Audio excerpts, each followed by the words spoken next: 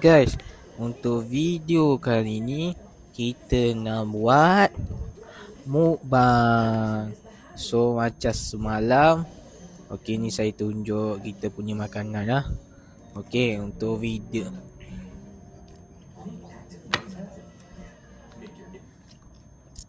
okey. Macam semalam kita buat konti awal. Untuk hari ni kita buat konti awal lah. Kita akan buat mukbang. InsyaAllah kita akan banyak buat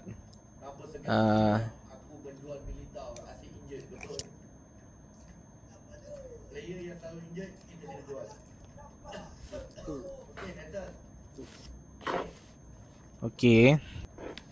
Untuk konti hari ni kita dah buat konti awal sebab kita ni malahan awak ni sangat, betul tak? Okey pula. Okey. Macam semalam kita buat konti lewat, betul. So untuk kali ni kita akan buat mukbang dalam pukul 9. Bukan pukul 9 tu, pukul 8 minit. So jangan lupa tekan subscribe guys. Sebelum korang masuk video ni, jangan lupa subscribe channel ni. Sebab kita nak target 1k tau. Korang jangan tak subscribe. Saya tak main-main dalam kali ni. Sebab saya nak dapat 1000 subscriber ataupun 1k subscribers. Korang jangan ada main-main. Subscribe lah kalau boleh.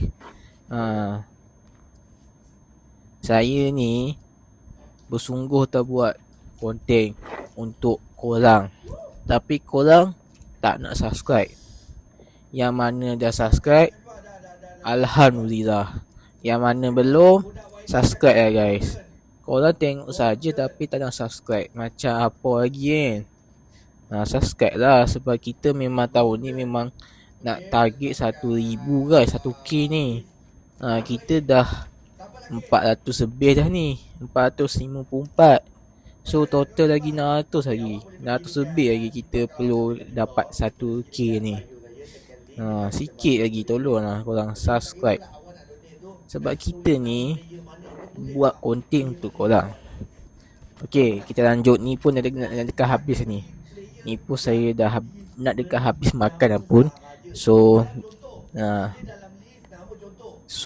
tu lah, ni pun nak dekat habis apa. Jangan lupa tekan subscribe guys. Bye bye.